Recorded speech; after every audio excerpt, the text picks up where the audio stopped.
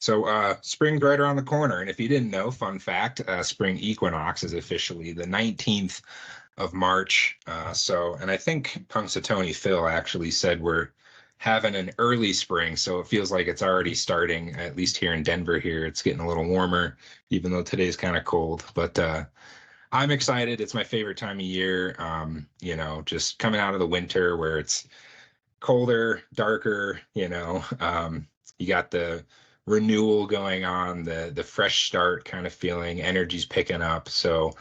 And just like, you would typically maybe do a spring cleaning for your house, which I love to do as well, or even if you just do regularly cleaning, the question that I like to ask, it's a fun, metaphor, is do you do this for your mind?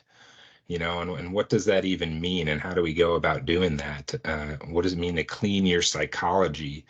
And do you dread spring cleaning or cleaning in general, or do you make it fun? Do you put on some great music? Do you dance while you're cleaning? Do you make this an enjoyable experience? Because that's really what this should be. I mean, these are your goals. This is your life. This is really fun work. This isn't about, hey, let's fix problems and focus on challenges and limitations and make this, a half empty experience. But how do we really get more out of life? How do we get more of the things that we want? And that's really what this is all about. So, let's have some fun with this today. So, what does it mean? Now, you think of your typical cleaning the house, you've got, you're cleaning the dirty parts, right? You're scrubbing the floors, maybe shelves, cleaning sweeping the garage, dusting the furniture, maybe getting rid of old clothes, getting down on your hands and knees, maybe with a toothbrush, scrubbing the nooks and crannies. So that's kind of like the disposing or the getting away with the old, kind of way of doing it. But also there's the what do you add in? So there's these, two kind of concepts that I want to look at today. One, yes, we're doing away with old, but if you're going to be removing something, we have to replace it with something else, so what are you introducing in? What are you adding? So, rearranging furniture, maybe you buy new clothes and decor for your house. And so there are two very different ways of going about this. And ideally, it's a good mix of both. And how this translates to your mind is, we have these old beliefs, right? These old thought patterns. And that comes in the form of maybe a story that you tell yourself, about your life. And hello, Deborah, welcome. Hey, sorry I'm late. Yeah, no problem. A story that you tell about how things are, what life means to you. It could be questions that you ask yourself. And there's a great tool that we use here. It's called the power question, or the primary question. And takes the form of, this question that you ask yourself most frequently. And our brains are very good at finding answers to those questions. So if the question is, what's wrong with me, or why does this always happen to me? Well, guess what answers you're going to find, and that can tend to be a more disempowering kind of question versus, what's the lesson I'm supposed to get out of this, or what's great about me? What's my strengths and superpower? So, asking better questions, you get better answers. It could come in the form of old habits, or as I like to call them, strategies, things that we do over and over again. We have these habits to, they fulfill a need. We get some benefit out of them. Some are more unresourceful habits, and some are, help us accomplish our goals. And a lot of this is really subconscious, right? We're not totally aware of it until we really start to take a good look at it. And that's where this kind of work can become challenging, because, because we're not conscious of it typically, and we're trying to bring more consciousness in. But really, when you sit down and spend some good thought and start to do this analysis on what's this software that's running, as I like to call it, this mental software? What are these stories I'm telling? What are the beliefs I'm currently running? Start to question these things, and you start to find answers. And and so we're not really doing away with old software. We're not technically removing it. And we wouldn't want to do that anyway, because there's things that old you does really, really well. And we want to keep that. We want to enhance that. And there are some limitations that exist. Just as Windows is constantly upgrading their software, they're not just scrapping, Windows 10, they're building upon it. Now we're moving into Windows 11. And just as Windows 98 was incredible, right? Top of the line, the best software in 1998. Well, yeah, now it's obsolete. They've upgraded it many times since then, but it was built. They're constantly building upon what's already there. And so we're really just reprogramming. We're upgrading our mental software, and we're becoming more conscious. My favorite word, and you might get sick of me hearing that, sick of hearing me say that. This is all about consciousness. How conscious are you on what drives you, how you're creating reality? So part of this is analysis, looking at where challenges and limitations exist, and then why. And we have tools for that. So whether that's the model of the world, it's the very first exercise that I have everyone coming into a program here do. And it's very straightforward questions. And I think I have a slide here for that. What are your outcomes for being here, in this program, your outcomes for your life? What's your purpose? What are your beliefs? There's a section for your biography, which is another way of saying the story that you tell yourself, right? So these questions are designed to uncover this blueprint that you're following, this blueprint that you've been given, that's been programmed in essentially, right, through our family of origin, our parents, for most, the people that we spent the most time with in those first 5 years of life, when we're getting wired in, or traditional psychology will call it your personality. It's pretty much baked in at the age of 5, and then modified slightly by life experiences.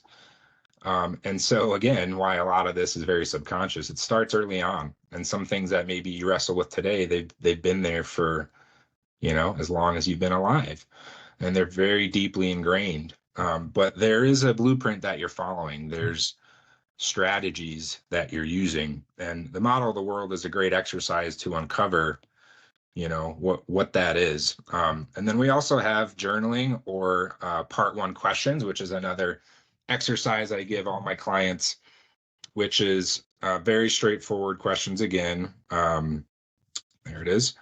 How are you doing? What's going on? How's life? What's going well? Why is it going well? What new beliefs are you using? So we're acknowledging, we're reinforcing new things, and then looking at the challenges. What's not going well? What could be better? What old beliefs are too powerful? What's still running that make these challenges continue to exist? And what would the new beliefs be? What must they be to create change, to create momentum forward?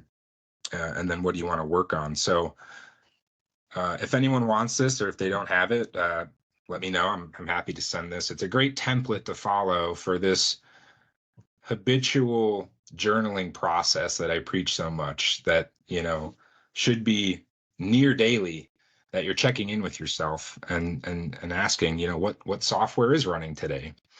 What are the thought patterns that are occurring today? So, there's analysis of this, and in doing that, we're looking at the cause of the challenges, or the cause of the success that's happening, right? So we want to continue that. We want to acknowledge that. And I'll cover this more in depth in a second here, and what that means, being at cause versus effect, because it's very often that we get hung up on the effect of what's happening, And we're not really looking at the deeper root cause of what's creating the challenge and limitation. And then the larger part after that analysis is action. What am I now going to do with this information? What's the path forward? What am I installing as new me? Or even better, going into a future you, the greatest version of you. So that's essentially it. That's the cleaning process in a nutshell. And a great place to start with this is really getting clear and recentered on what your outcomes are for this year and beyond. Did you set any, maybe it's a new year resolution, maybe just goals for the year or the month, and if you didn't, you really want to ponder that, because if we don't have a target, it's, how do we know what's our benchmarks? How do we know if we're progressing or not? Or, um, it's like if you wanted to go to New York and you're starting in Denver, well, maps, you put it into Google Maps, it's going to give you a path forward. If you don't even have a target and you don't even know where you're driving, well, how are you going to navigate? Right. So we want to get clear on your target, starting there. And again, more importantly, this even larger target of the greatest version of you, what you imagine as currently, as far as you can see, be it next year, be it 2030, this version of me, that has the money, has the relationship, has the health that I want.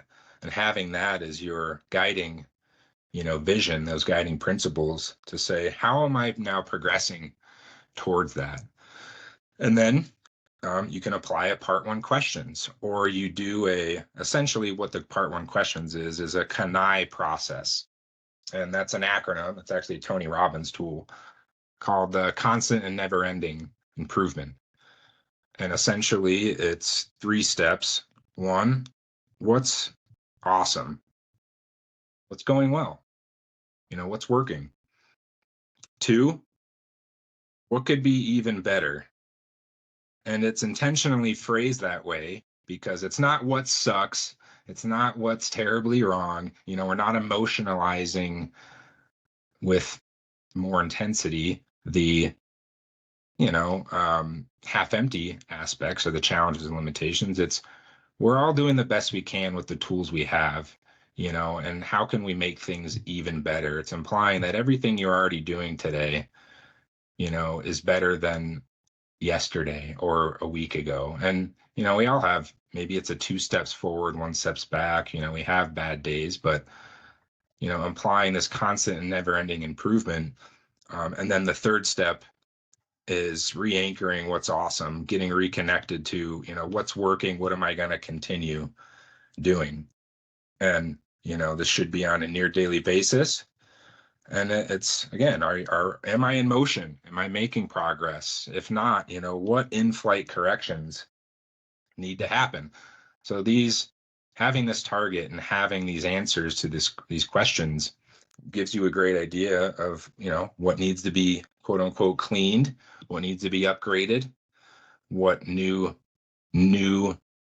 you software must be that needs to be installed. And then within those answers, so you're journaling, you're looking at all these things, what's going well, what's not going well, why. You're really looking for the software that's driving the reality. And what I mean by that is there's 3 versions of you, and we call this the table of 3. Just like you're sitting at dinner with 2 friends, right? There's an old version of you, which we call that year you were 5 years old, Windows 98, whatever year that is, version of you. That's the old you. And a lot of you here have done either coaching with me or gone through some kind of program, maybe done some upgrades to your own psychology, and you've got to current. Maybe you're at 2024, so that's the new you. And then the greatest version of you, as I said, a future you. Those are 3 distinct softwares, 3 distinct psychologies and mindsets that can be running simultaneously, and it can shift within a sentence. And the language is going to reveal the software that's running. And so you want to be really aware of that. Who's talking right now? What software am I running? And back to this idea of being at cause versus effect. What does that mean? So the metaphor is, do you treat the symptom or do you treat the source of the infection? So like taking Tylenol for a headache, right, would be treating the symptom. Well, what caused the headache in the first place? Was it lack of sleep? Was it, I ate something? What was the true cause of this? Cause is something that happens. The effect is something that happens as a result. And so it's very common, and we're trying to address the effect of something, and we're not really getting to the deep root cause. And I'll give you an example of this. So like if you say, oh, I have a problem with procrastination, that's my problem. That's why I can't progress forward. Well, is that a symptom or is that a cause, do you think? Because you're actively procrastinating, and then the result is that you don't get anything done. That's one way of looking at it. You could say, the effect is I'm seeing lack of results. And therefore procrastination must be my problem, must be the cause of that effect. But what if we went one step further? What if we peeled the onion back even more? And this is kind of like maybe an image would be like those Russian dolls, one keeps popping out inside the other, or, you're peeling the onion back. Because this is very common too, where we think we're at cause, but we're still at effect. And what I want to pose to you is think about procrastination as an effect. What could be a cause for that? And maybe another way to think about it is, I mentioned strategies earlier. Procrastination as a strategy. Why do we do that? Maybe your own beliefs in what you think you can accomplish. Yeah, say more. Of just fear of failure, fear of succeeding. Yeah, could be. Those are great guesses. Yeah, it could be a belief that's running. I don't believe that I'm actually going to succeed, for example. Or, yeah, I fear if I do take action on this and I fail, therefore, let me just delay this, delay it a little more. At least I don't have to deal with the pain of failure, right? It can take many different forms, right? It's going to be unique to you and your operating system. But this is a common one, and typically procrastination is really just at effect. It's the deeper cause is a thought pattern, a program, right? Could be fear of failure. And we have to address that software to, instead of, hey, let me try some productivity tools, productivity hacks, and, try these more surface level things. Those things are great. Don't get me wrong. Time management tools, productivity tools, they're all useful. They're all great. It's just not addressing it's like taking the Tylenol for the headache. It's not addressing the root cause of the issue.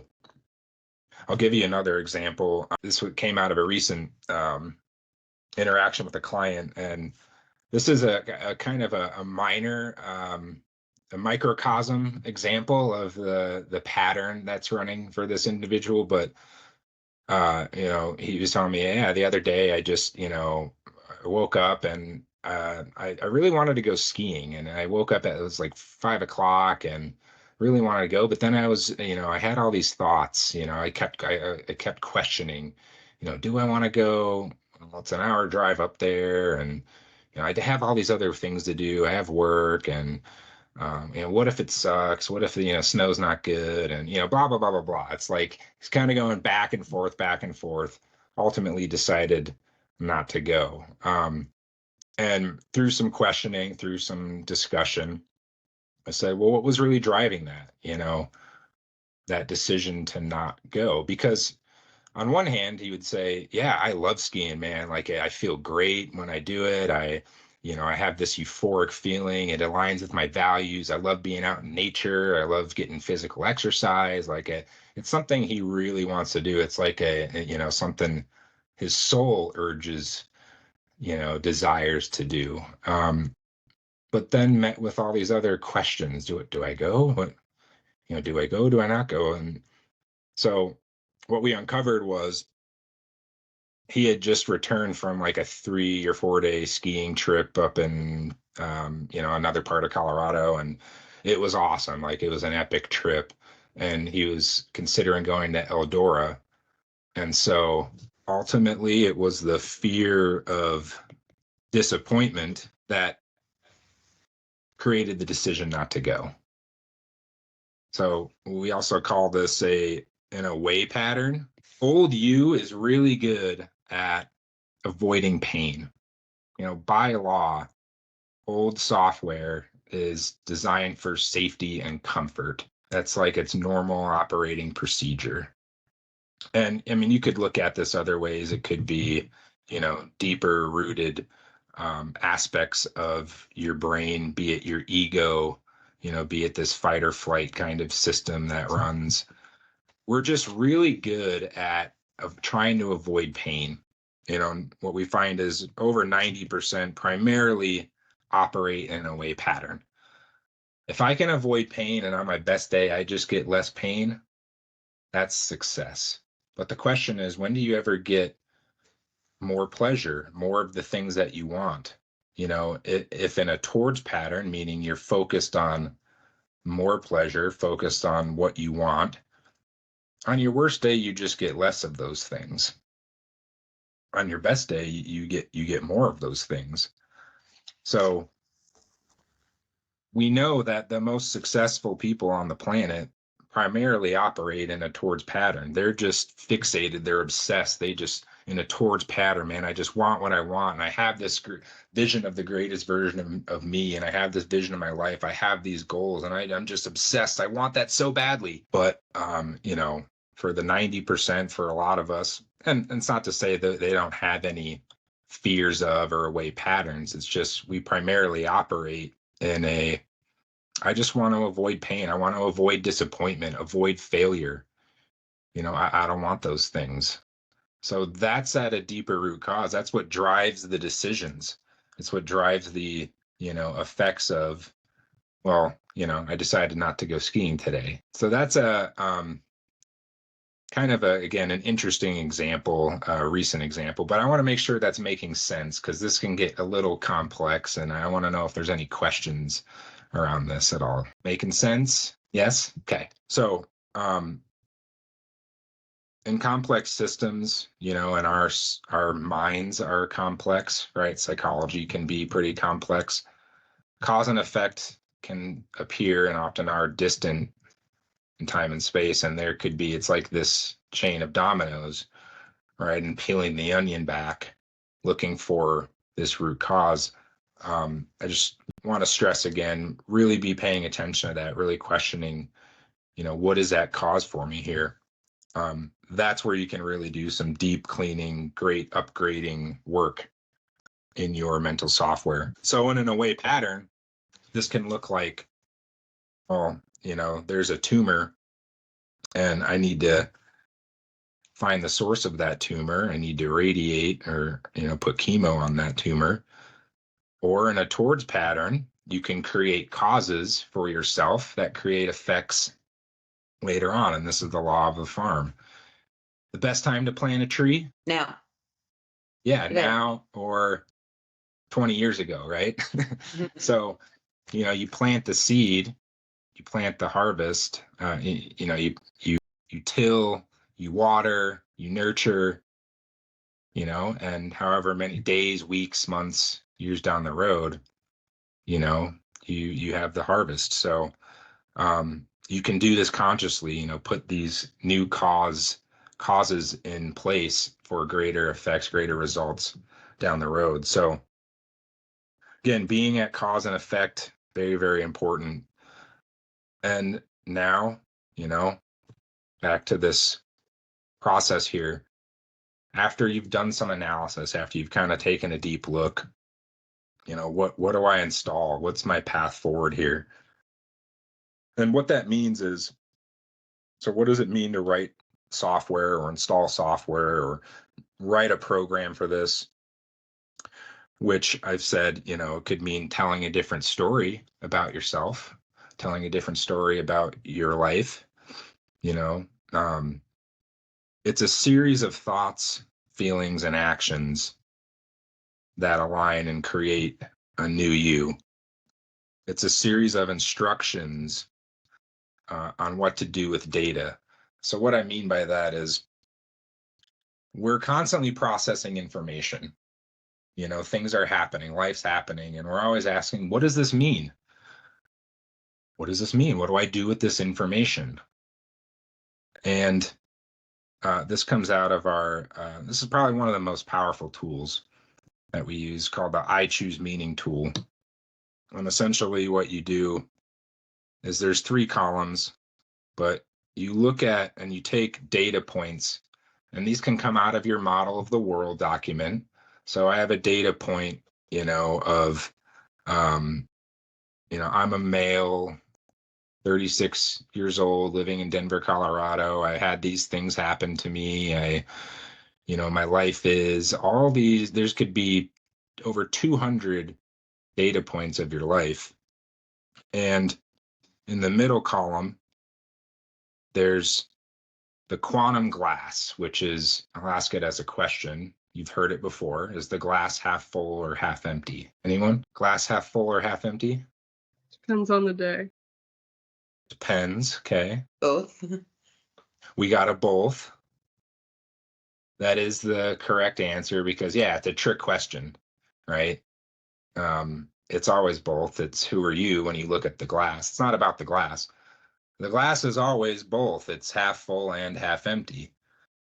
This is the quantum nature of reality, right? And how you perceive something and the meanings you create around something, it can be whatever you choose.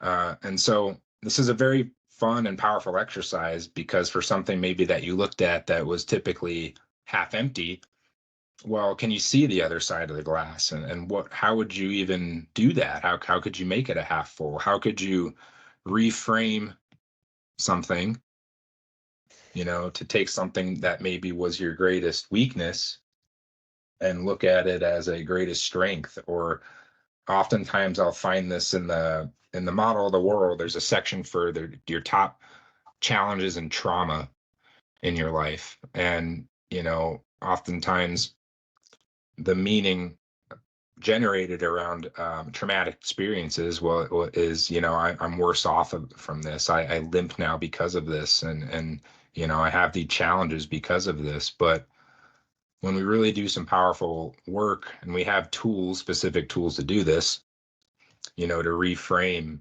something as, because we know when we go through challenging experiences, we get lessons, we get growth, we get strengths out of it. And maybe we just haven't been able to see it or we haven't emotionalized it, and so reframing a data point like that, now the new meaning totally changes, and how you think about yourself, your life, how you think about, and the story you're telling completely changes. So we're constantly doing this with all sizes of data points, small, medium, large. What does this mean? And then how do I feel? Well, if it has a negative meaning, I don't feel very good. If it has a good meaning, I feel good, right? And then I take action as a result. That's your brain mind in a nutshell. That's what it's doing. We were to boil it all down, right? 1 second here. Hey, Crystal, I see you're kind of dropping off and signing in. I just want to make sure you can still hear me and things are going okay on your end. Okay. So we can take an existing model of the world. We can take data points, and write completely new, different meanings around those data points to have a completely new, different perspective on ourselves and the world. That's writing software. That's designing it. Now the installation comes with, well, two ways really. Intensity and repetition. I think I have, okay, here it is. The only two ways that you do anything, make any change, and create a new habit, for example, is through repetition and intensity. So intensity, what that means is emotion, excitement, passion, love, these great powerful emotions that it's we get juiced up because of it. We get excited, we get motivated by our vision of what we want. This can happen in the flip side too. It's like if a woman's been struggling with quitting smoking for years, and then all of a sudden that pregnancy test shows positive, boom, in that moment, right? Most women quit smoking. It's not a challenge anymore. It's a very intense moment because now they've got another life to take care of, So we have these very intense moments that can create change, and we can do that consciously. And then the other part is repetition. It's you just do it over and over again. It's one thing to do the tools, do the I choose meaning, create all these new powerful meanings, create a new blueprint. It's a whole nother thing to now do it daily. And that's where like journaling is a very powerful tool because we're reinforcing things on a consistent basis, habitual basis, over and over again, right? Creating those new neural connections. Can't just do an exercise like the I choose meaning or writing a great vision of the greatest version of you and then tuck it away in your journal or right and not look at it. It's do you create a vision board? Do you put it on your mirror in the morning while you're brushing your teeth and you see it? Do you have these constant reminders? Just having a fun conversation about this with a buddy of mine and another one of my clients of like, actually, it was the client that asked me the question, like, what can I do? What are these triggers that I can have daily? And the concept is called anchoring. So you're anchoring in new thoughts, new beliefs, new you, and you can do this through music, visual. Think all sensory modalities. Right? Do you have it in your environment? I mentioned vision board. Maybe it's a bracelet that you wear that reminds you of something. Maybe it's little post-it notes everywhere. Maybe it's a reminder on your phone, an alarm that goes off every hour. So really being creative with how you can give yourself these triggers, these reminders of new thoughts. You do this over and over again. You do it many times a day. It takes on average, they say 21 days to create a habit. If you can do something for 21 days, think a certain way for 21 days, doesn't seem like that long, right? If you really think about it. I mean, 3 weeks kind of flies by, but that's it. You do it habitual, consistent, and then it wires in. And I want to make a point here too that old software, or when we have these kind of 2 steps forward, 1 steps back moments, that's natural, that's normal. And I said earlier, you can't really remove old software, it never really goes away. And there's triggers that open it up. Our tool for this is the old song on the radio, right? Like if you hear the song that you had your first breakup to, immediately you're back in, that metallic taste in your mouth, your gut wrenches, you're kind of sad, right? Like puts you back in that moment. Conversely, if you, hear the song that you had your first kiss to, for example, then boom, butterflies, right? Feeling good, smile. It creates different emotional states. And so old software can open up just as easily as new software. And the question is, what are your new songs? New songs being these triggers, what can open up new software for you instantaneously. I love music. Music is a great trigger. Just be creative with this. Also, last point here on the installation of new you. In the 10 moments is another way. It's another example of how easily it is to kind of revert back to old ways. And it's in the 10% of life. So 10% is challenging. We're being tested. 90% of life, it's easy, man. We're just kind of going through the motions. It's maybe mundane. It's easy. We're not being tested. But these in the 10 moments is typically where, when it's high stress, high intensity, we'll go back to what we know. It's comfortable, right? It's what we've done for so long. And if you can have the consciousness to know when you're in the 10 moment, okay, here's my chance, because you don't install new you in the 90%. It gets installed in the 10, where you really have to test it out and you really have to see the effects of it. And it's a high intensity moment. So having that consciousness, being aware, making the commitment, I'm going to be this woman, this man in this moment. That's where the magic happens. So, I think that's about it. I want to reserve some time for Q&A here. Yeah, let me just make sure I didn't miss anything. That's spring cleaning for your mind. And that's kind of the general process to go about it. So, what questions do we have? Did I explain everything so perfectly well that it just all makes sense and you're ready to get after it? At least let me know that it was making sense. It is making sense. Makes a lot of sense. Good to know. I got a thumbs up.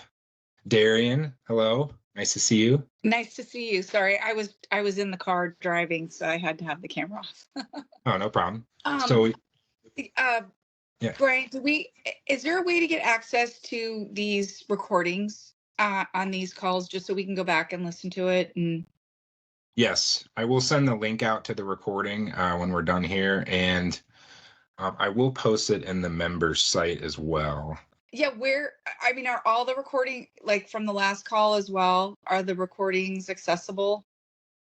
Yeah, you should have that link. Are you talking about the one we did in, I think it was the end of January?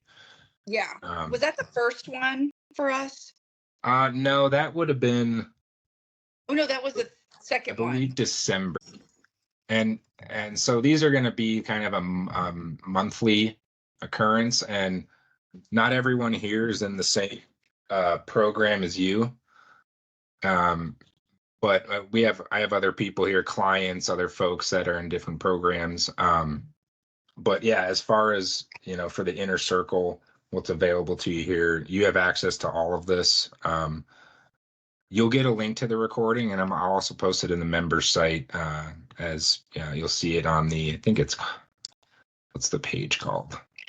Recent posts, I think. So yeah. Up at the top, it says courses, posts, and resources. Yeah, so you'll see it in the posts section, and I may have to update that because I'm not seeing. No, yeah, the last one was January 7th, 2022. I'm seeing. I'll have to do some troubleshooting here. It's a bit new of a platform for the member site, so. Okay. But yeah, you're somewhat newer here. Was that all making sense? Sometimes I go over topics and I've got like Lee here, who's I've known for years, may, understand some of these things, or has been through a lot of the concepts more. So I want to make sure that it's all making sense or coming through coherently. Yeah, no, and I love the analogy with the hardware. Yeah, so that model of the world, definitely, again, just to stress that, even if you've done one before, if you haven't done one in a while, it's a good analysis tool to see where am I currently at. and then even doing a comparison to the original model of the world is a powerful exercise. But I definitely would start there. And then, as I said, the part one questions, that's like a daily kind of exercise to do. So, That's kind of what I was going to ask, like with the new software. So you're constantly upgrading your software, right? Like Mhm. you pick new software, it works for a while, and then you somehow get an inkling or realize like, hey, it's time to update my software again. So continue to update it or do the model of the world again or something like that. Yeah. So yeah, the part one, again, I use that for really in a formal coaching program, like one-on-one, it's required before every session, but I also say use it as a template to for a daily journaling practice. Ideally, yeah, it's daily. If you just start with weekly, maybe if journaling's not a current, habit practice for you, weekly's a great place to start. Like end of the week, just kind of look back. How was the week for me? And following those questions, what went well? Why did it go well? And you'll see there's deeper or more detailed questions. What are you specifically thinking and feeling and doing that's creating the well state? Focusing on all 9 verbs, which is all the sensory modalities, what you know, what you think, what you believe, what you're focused on. It's just a great way to reinforce what you're doing that's creating the good results. And then getting into the challenges, you know, looking at why is it not going well? What am I not thinking? Or what old beliefs are too powerful? This question here, name the hidden benefits of this reality. This is a very powerful one. So, and this is where you get some great clues as to what cause might be. So I said, like procrastination, for example, what would be the benefit of procrastinating? You don't have to challenge yourself. Yeah, it could be pain avoidance, right? I'm avoiding failure, I'm putting it off, or maybe I'm getting immediate gratification by doing the other things that I'm, instead of the thing I say I want to do, right? Um, so there's a lot of benefits to the current strategies we use. Trying to think of another good example, or if anyone has something they want to look at specifically, that would be a fun exercise to do. Something that's a current challenge or something that you're wrestling with, something you feel like needs to be cleaned out of your psychology. Have that. Well, that would take me a while, but I'm in the hi, it's Lee. Hey, Lee. One thing I remember from Bill back in the day was the you don't spill the milk concept. If you're still using that, but, Yeah. So, yeah, big changes for me right now. I don't know if I'm still going to be living where I'm living and doing what I'm doing. I'm right I took care of a friend of mine for 8 years until he passed away last year. With sorry. Yeah, well, he had dementia and Alzheimer's, and finally got him. Yeah. So anyway, but yeah, that was a big change once that was done, and it wasn't anything that I'd really planned on to be. I sure as hell didn't plan on taking care of him for 8 years. Yeah.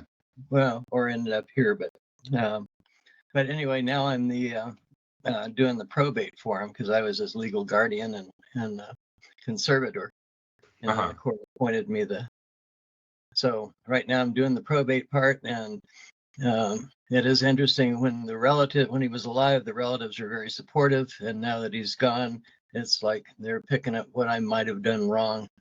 If I wasn't just perfect, and stuff. But so yeah, I've got a lot on the plate there, which is why I was happy to see you email me there. And then I pulled out the Inevitable You book. That was the one that through it, the Don't Spill the Milk, how to change your perception, your way of looking at things. So Yeah, I appreciate you throwing it out there because it is one I use all the time still. It's just a great way for any of the new folks that haven't heard it. It's another example of this away pattern, avoid pain strategy that, where it starts, it's the metaphor for, that child when they go to pour their first glass of milk. So they're being programmed, right, with instructions, with strategies, with how to operate, right? And the form of the command that most parents might use is, hey, don't spill the milk, right? Now, to cognitively process that, you have to think of ways to spill milk to then try to avoid doing it. So it's like the brain doesn't hear not or don't, it hears spill, right? And so it's, oh, I could trip and fall, I could knock the glass over. And then if you're an overachiever, it's, a meteor can rip through the ceiling right now and rip the pitcher out of my hands. Now I have to worry about meteors. And so this is a great example of where these kind of anxiety patterns even originate, because we are great at imagining future scenarios that we don't want to happen, right? Crazy out of this world worst case, scenario things. And then our strategies follow to avoid doing that. And so you're thinking again, now fast forward, that child's going into a important business meeting. What are their thoughts likely? Don't screw this up, right? Don't do that. Don't piss the boss off. Oh, don't do. And if that's what you're visualizing, right? If that's what you're thinking about, you're actually enhancing the probability that those things are going to happen. Just as like in the mind body connection, if you're visualizing knocking the glass over or tripping and falling, your body follows. Or it's like the classic example of riding a bike. They say, don't look at the pothole, look at the path you want to go, right? Because like your body will follow your eyes. So when you change this to pour carefully or get the milk in the glass, now it totally changes the cognitive processes that are happening. You're focused on the outcome that you do want. Your visualization is completely different. It's pour slowly, hold with two hands, right? It changes everything. I mean, this is Lee. I know you're bringing this up because it's a very powerful tool, and it's very common sense. But yeah, we don't typically look at our current thought programs in this lens of like, where am I in a don't spill mindset? Am I focused on not failing? Am I focused on the outcomes I don't want to have happen? Which is very common. If we just simply change these to pour carefully, focus on what you want, be in a towards pattern, man, it's a game changer. Like I can't tell you how many times I hear from clients or just, people that talk to or work with. It's like, yeah, towards in a way just completely changed my life, changed my reality. If you do nothing but just do this tool, I know I threw maybe 30 tools out today. Towards in a way is the biggest one. Just start there, change your ways to your towards. Boom. That's like you're trying to think of a good example. Maybe a power washer for your house. So. And then can I ask a question? Or Yeah. not even a question, but like inevitably you're going to spill the milk at times, right? So Yes. would you say like just being very compassionate and forgiving of yourself in order to move on? Yes, absolutely. And that goes into the I'll make sure I capture that because that's a great towards pattern, having compassion, having grace, forgiveness for yourself, or even further failure management tools, where if you do have a fear of failure, and if that's what you're fixated on, well, reframing what failure means can be very powerful too. Failure doesn't mean you're a failure. Failure doesn't mean you're a screw up or there's something wrong with you, right? What's the half full or positive or lesson of failure. You just said it. Lesson. You learned a lesson, Yes, right? exactly. Yeah. Or it's And like Eleanor Roosevelt quote, failure is not the opposite of success. It's integral to. By law, you need to fail to succeed. And if you're not failing, you're not progressing really, or you're not challenging, you're not, pushing yourself enough. You're not testing your limits, testing your boundaries, and you don't get lessons. You don't get growth. So, to reframe when the milk does get spilled, yeah, that's where the compassion can come in as well. So Lee, back to you said, so you're kind of going through a transition of your own and looking at what life looks like now post your friend passing. Oh yeah, well, big time. So yeah, I mean, he's actually been gone for almost a year and a half now. But the probate process is a pain in the butt. So get yourself a trust, everybody. Don't let stuff go to probate. Yes. Oh my gosh, my mom refuses to do anything like that, and it's going to be a mess for me. So I I feel your pain, Lee, already. Oh man. Well, we couldn't get him to sign his new will in time before he became judged to be incompetent to do so. So anyway, and this will is 30 years old. So and anyway, it's a long story, but just the whole process. And I live in the same place, I was taking care of him here. So I was trying to buy this place from the estate, and now we'll see what happens. But when you've been someplace for 8 years, and I've got a little business, and I do remodeling and stuff like that, so I got a lot of crap. One of every tool known to man, as they say. So, but yeah, just getting off your log, and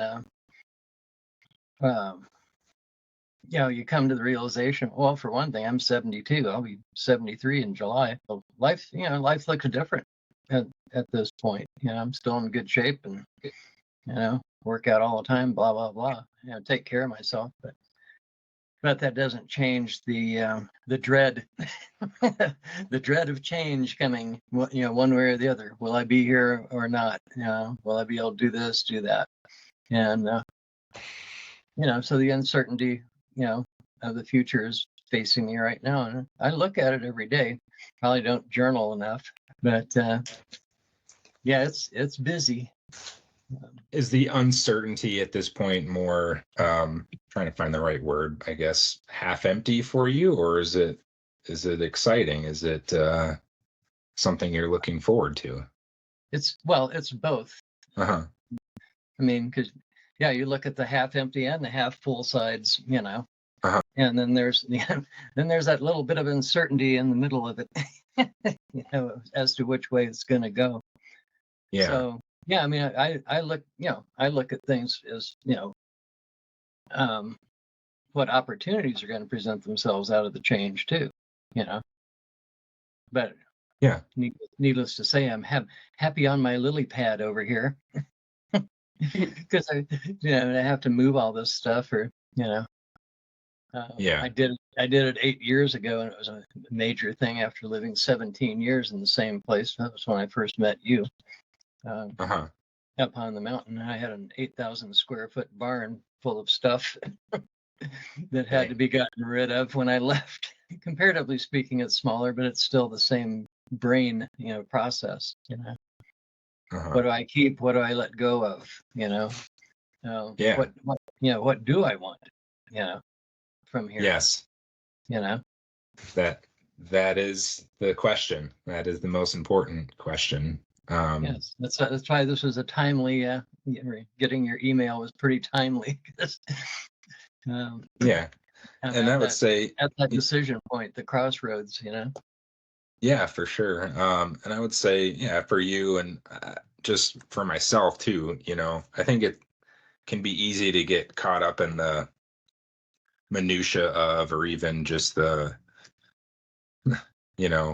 having to clean, to go back to the metaphor of like, yeah, I have all this stuff to clean or do, or life's just happening, but maybe not spending as much time in that kind of dream state, or sitting down and contemplating like, yeah, what do I really want? What is my vision next year, 5 years? And I just think it's a common thing, and I would highly recommend, spending some good time, with your journal, or if you like dictating, whichever way works for you, like daydreaming, setting that target and getting excited about that, especially now that, with your friend passing and things have opened up for you a bit.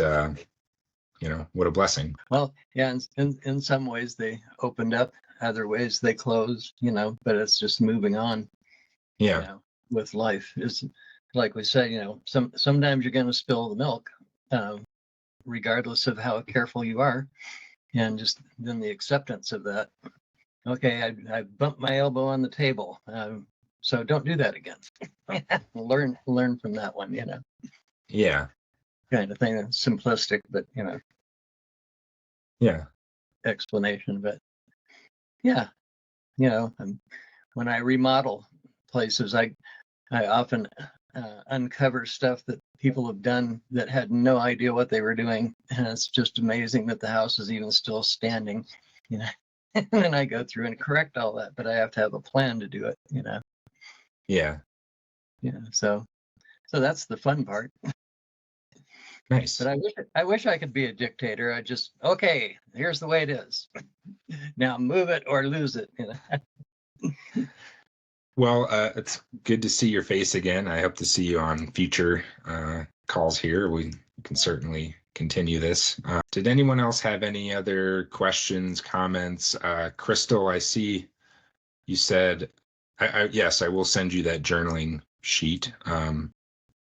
So we'll do. And if we enjoyed what we were doing, we would not procrastinate. Yes, I think that's brilliant. Having the passion, having the reconnecting to why you want to do something versus I don't want to do this because, yeah, that's a good fix, good recommendation. Deborah, did you have something? No, this was great. Thank you. Yeah, I'm happy to stay on any longer if anyone's got anything else. Otherwise, we'll let you go on your process of spring cleaning the mindset. If any other questions come up, between now and I think we'll look at my calendar here. Might end up being that week of the 8th, April 8th for the next webinar, I'm thinking. I'm actually going to be in Puerto Vallarta the first week for a baby moon. Oh, nice. Our last kind of big getaway before the little one arrives. So What's the subject for next time? I'm not sure No, yet. I'll have to give some thought. I was just April thinking, like, typically is like financial. We've done financial sort of stuff, but yeah, if anyone has any requests or ideas. no, I don't have a request or idea, but I was actually thinking, like, I do a lot of this stuff already. I have been for a little while, and I do notice sometimes, like, I can do it on a very regular basis by myself with myself, and then translating it into the real world, Mhm. Out of isolation is where I notice the bigger challenges, Mhm. like remembering and, like I understand that you're saying use triggers and stuff, but if I'm not home looking at my wall and I go out somewhere, like I notice a lot of the old patterns start to come in, Mhm. Um, if that makes sense. yeah, it does. Sorry, my Teams is giving me a weird view. Oh.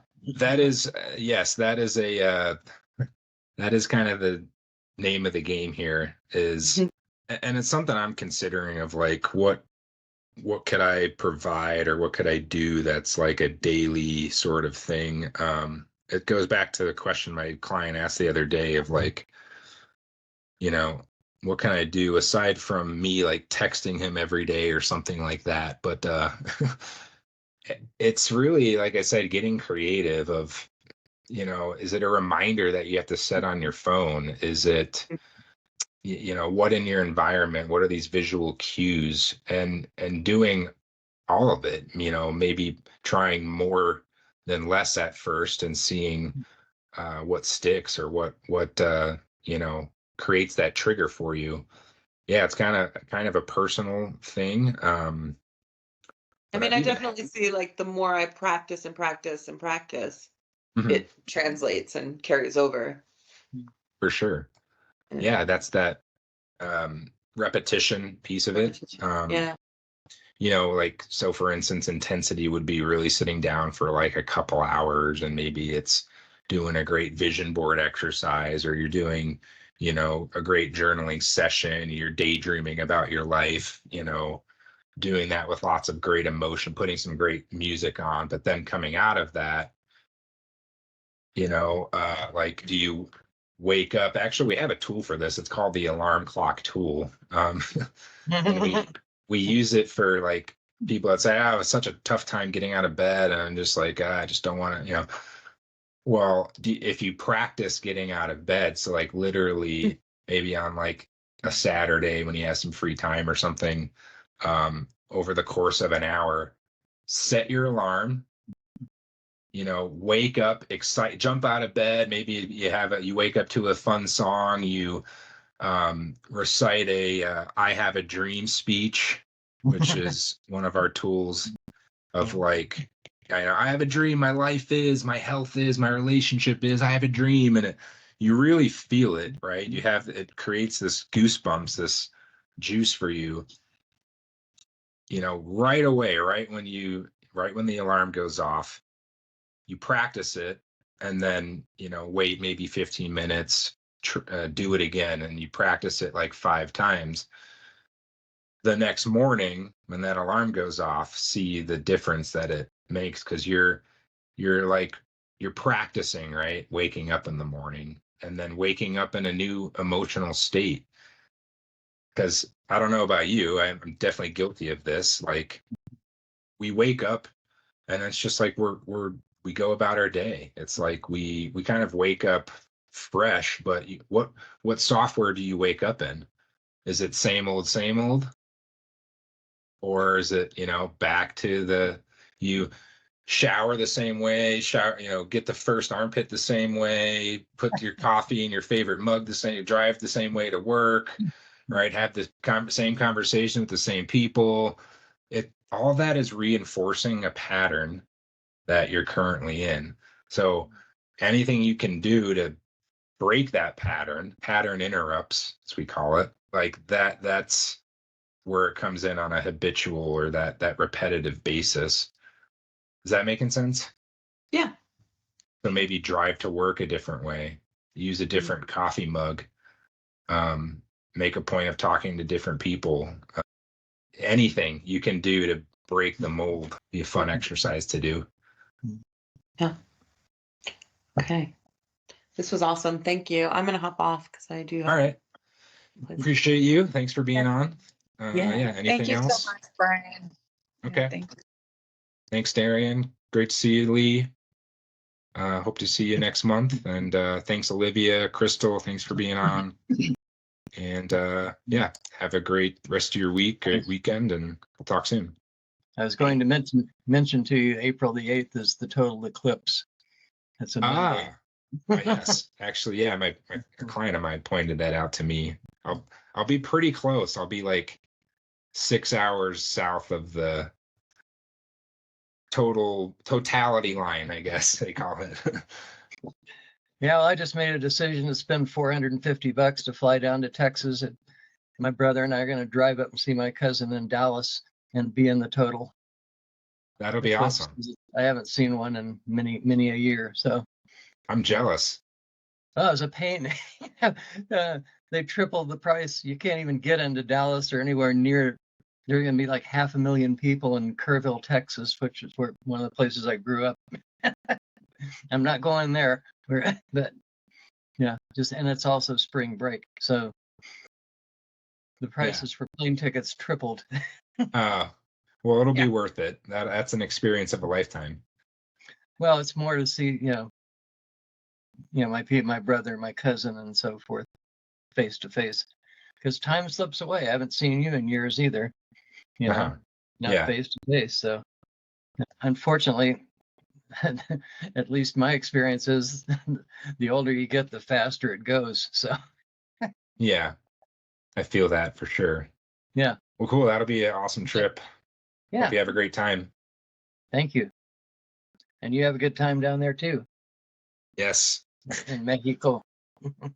Yeah. We'll do. All right, Lee. Stay away from the cartels. Yeah, we'll try. Don't go out at night. Just kidding. All right, Lee. All right. Thanks, buddy. Have a great night. Take care. All right. You too. Bye.